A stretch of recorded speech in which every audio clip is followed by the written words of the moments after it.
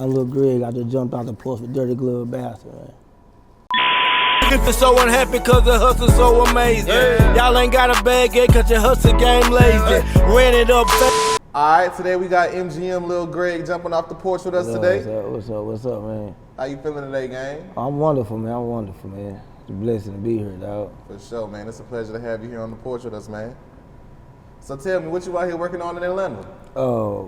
Really, I came out here to, just catch up with y'all, man. We had a little brief conversation a few times, whatever like that, to try to get me out here, do a little networking, you know what I'm saying, things like that, That's real. Trying to bribe my riders out here in the A, man. Yeah. For sure. So for those who wouldn't know, how would you describe life back home in Dallas?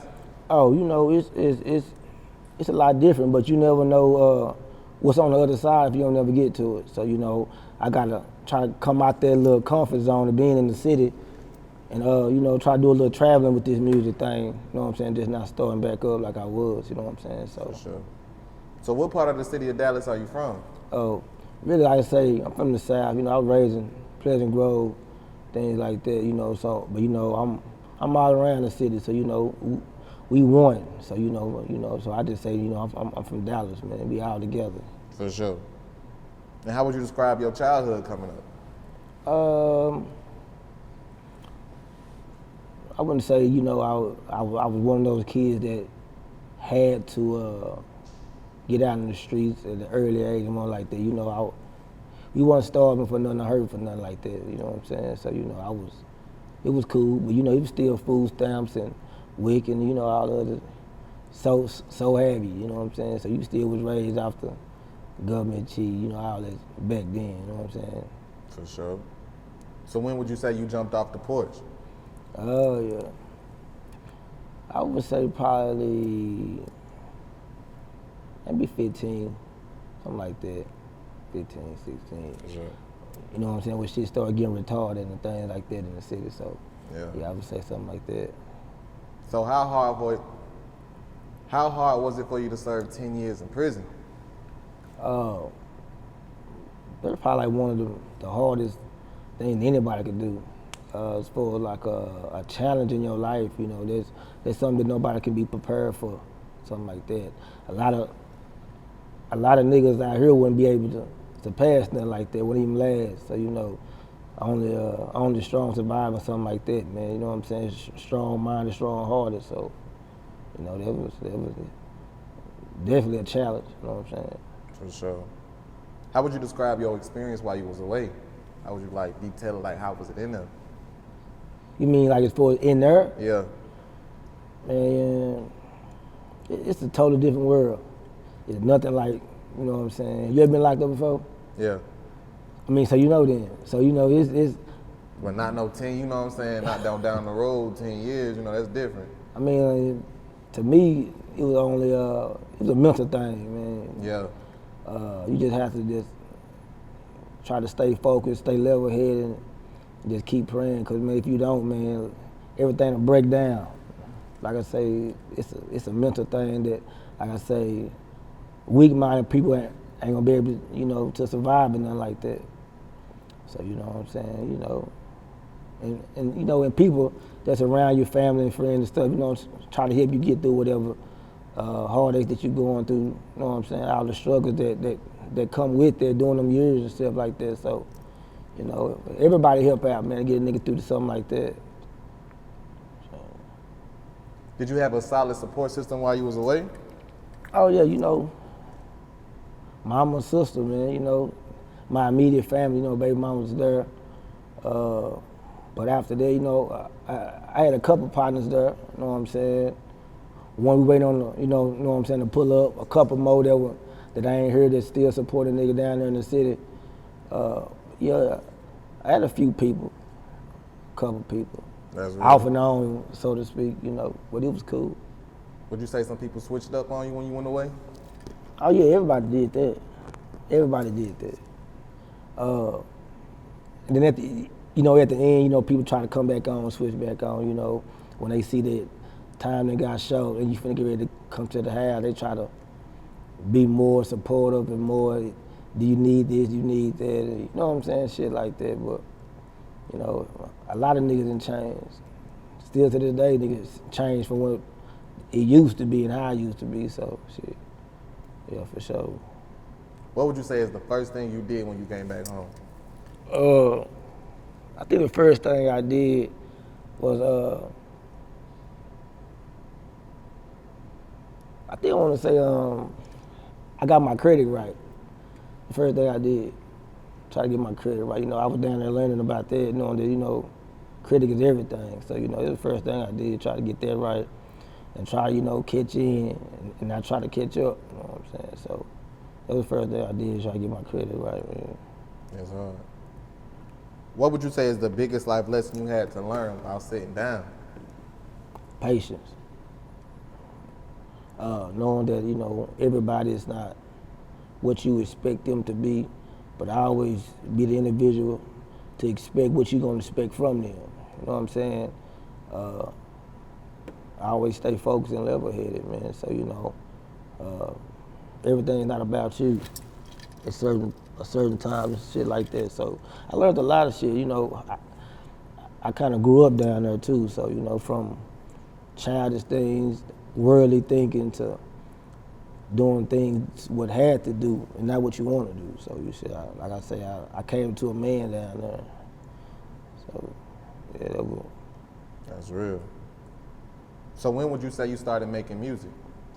Now I've been doing music since probably about 06, 05, something like that. But the crazy part, like I tell everybody, like when you down there, I couldn't write no music when I was down there for some reason. Like my mind wouldn't do something like you had what they call a writer's block, where you just can't think, you can't write, shit don't make sense. You try to pull situations off on, you know, to this pen and pad, and shit just wouldn't work.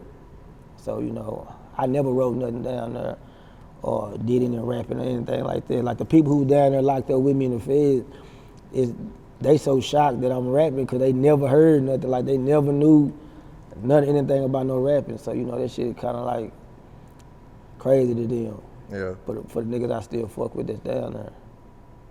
So what would you say motivated you to start? To start,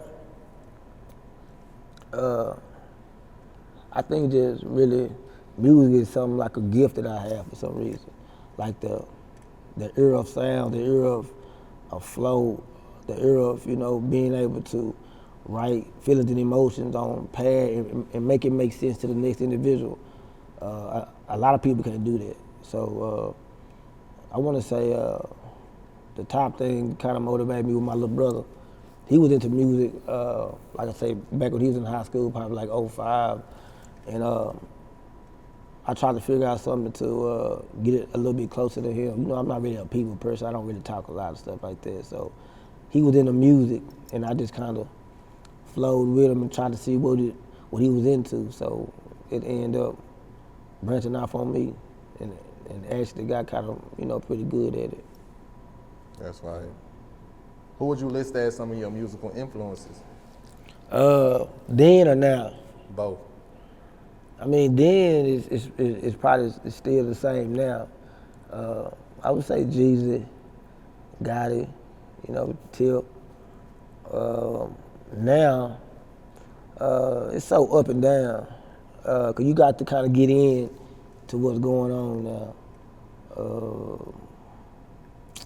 Now, I would say Young Boy alright, Lil Baby and them, he alright.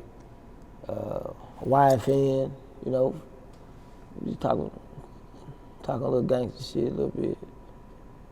That's probably, I fuck with Bag,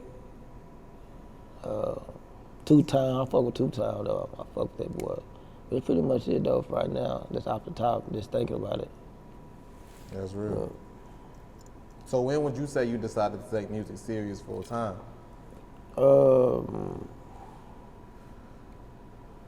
Probably like last year sometime.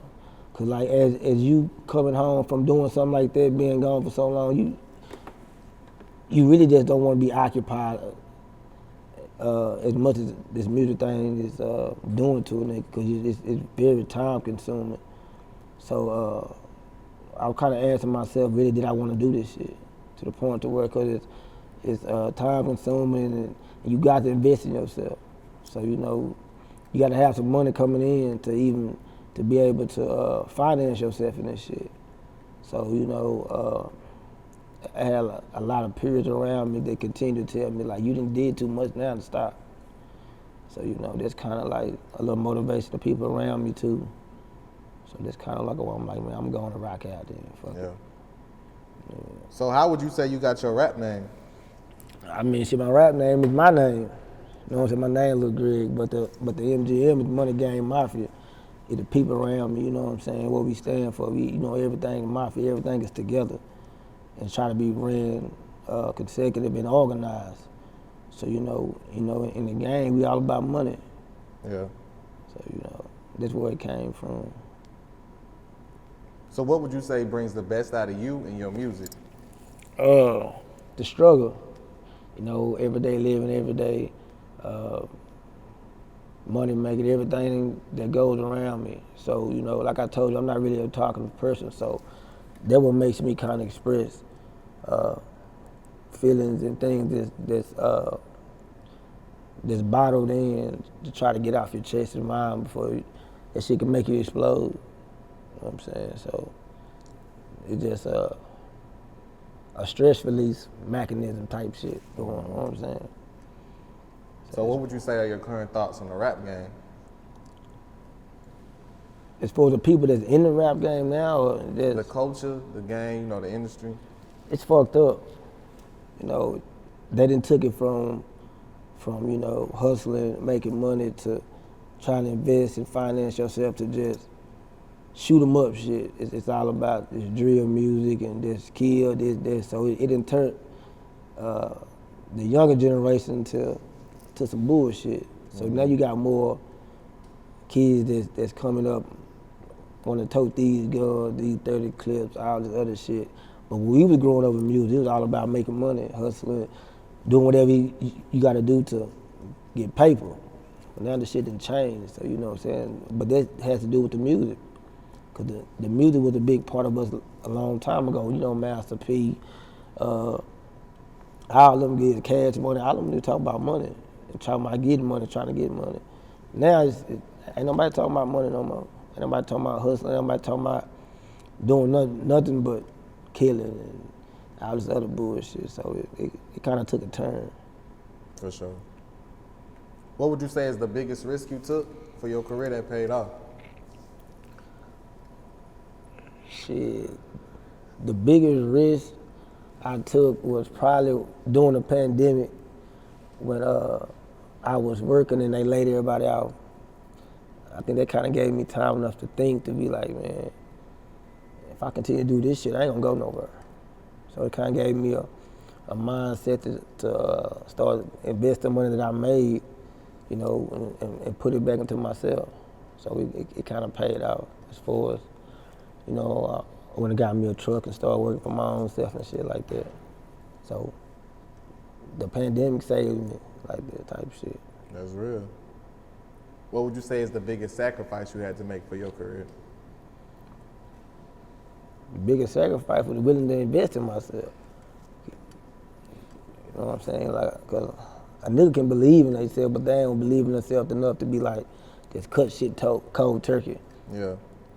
So, you know, just saying I'm gonna put everything aside, no matter what it is, and just focus on money, focus on cash, focus on what's in front of me. I don't want no distractions, not cut everything off, everything.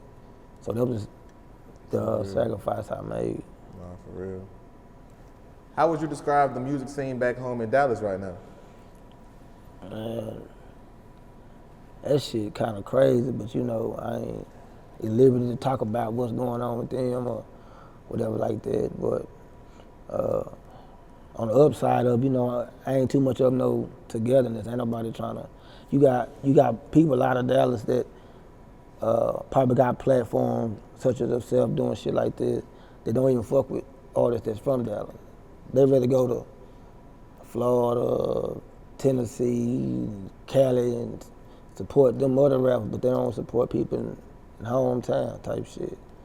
as far as that go. But all the rest of the shit, you know, I ain't at liberty to talk about none of that shit. That ain't got nothing to do with me. Would you say the artists are supportive of one another? No, hell no. Yeah. You got a few people, you know, people that's around me that we trying to put this shit better good. You know, look, Zeddy Wayne, you got OG Riri, we trying to put this shit together. You got people that's on the side of them, you know, that they fuck with it, that's really not connected to me, but you know, it's still a way that everybody can, you know, come together. You know, the Zeddy, he fuck with Trap and, you know, Yella, and I fuck with niggas on the other side, so we all trying to bring some love back into this shit, help you, help me type shit going on. So we trying to build it back together down there. For sure. So how would you describe Dallas's impact on influence and culture? I mean, like, we're one of the biggest to do that. You know what I'm saying? Quiet as kept, you know. But people never understand this shit. You know, everybody want to have artists that's from Dallas or fuck with niggas from Dallas or come down to Dallas or come down to Texas about something for something.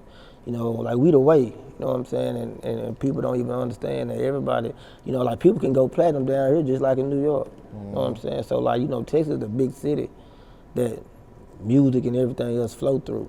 Yeah. And niggas don't understand that shit. So, you know, we is one of the top cities that's, you know, across the states that's been that city. You know what I'm saying? You just gotta recognize what it is, you know. Straight like that.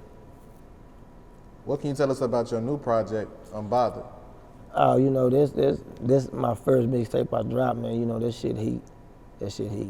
I actually just dropped a mixtape 2 days ago called Snowfall. So that's you know, I'm dropping nothing but street shit, man. Yeah, dropping everything. I got 4 singles that just dropped off United Masters. So you know, I'm working, man. Yeah, I'm working. So what can listeners expect from Snowfall versus what they didn't probably hear on Unbothered? Unbothered was kind of more of a up-tempo, just rag and rush, you know what I'm saying, that's gonna give you everything.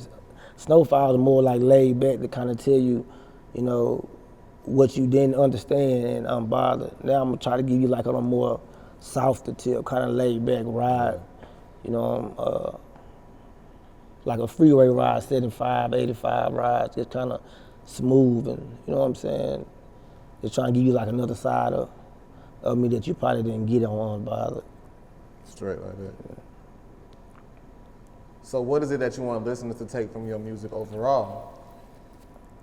I want a person to take from my music as far as to try to bring the grind back, the hustle, the motivation, you know what I'm saying? Being dedicated to something and not just someone, you know what I'm saying? So I want the money part to come back to the city. Yeah. The focus, the ambition to have more and go get it. You know what I'm saying? To push on type shit instead of this other shit that's going on right now. For sure. What would you say is the biggest challenge that comes along with being an independent artist? Shit. Having finances to be able to support yourself, because ain't nobody else gonna support you the way that you know that you're gonna support yourself. Right. So finances is one of the biggest parts, knowing what way to go, how to go, and using your money wisely, knowing what to put your money in and what not to put your money in. So knowing that a lot of times you don't have to go through every step. You can skip a few steps to try to get in position, you know what I'm saying, a lot quicker. So it's all about networking and having a couple people believe in you. So once they see that you're a person who gonna grind, who ain't sitting on his ass and working, a lot of people gonna fuck with you when they see that you working. If they don't see that you got it in you, they ain't gonna do too much, probably take your money. That's probably what they gonna do. But you know, if they see something in you, they'll fuck with you, especially if your music is damn near, you know what I'm saying, halfway decent anyway. That's real. So what can you tell us about your label, MGM? Well, you know, mine is just me right now. I got a couple people who been trying to get signed with me and shit like that, but like, you know, I don't physically see that I can try to invest and uphold another individual and try to put them to my expectations, because everybody gonna work like me. And I ain't gonna be putting no money in nobody who playing around, because I can keep mine. I ain't got time to play with them. But you know, if I see somebody that's serious about their craft and really want to get with the movement, then you know, shit, come on aboard. Straight like that. Would you ever consider signing to a major label situation? Probably just some distribution on it, because you know, I don't need them for nothing else. And you know, I can show them I don't need them for nothing else. I mean, because I don't think they're gonna want 60-40, 80-20. I'd probably do a 90-10, something like that, if anything. But other than that, nah, I'm straight. I feel you. So what else you working on right now? I've been fucking with a couple producers, getting some more shit together, doing a lot of features. Fucking with, you know, Hit That, he a DJ in Dallas, Baby, stuff like that. Just everybody that's in my city trying to, you know, build that connection, that culture back. Really, you know what I'm saying? Straight up. Any last words and shout-outs? I don't know, you know, I just shout out to my city. That's it, everybody around it, everybody in it. You know what I'm saying? Just trying to put this movement back together, that's it. Straight up. Lil Greg, we appreciate you having me today, gang. Nah, for sure, man. For sure. Niggas so unhappy cause the hustle so amazing. Y'all ain't got a bag yet cause your hustle game lazy. Ran it up fast, that's why I feel so crazy.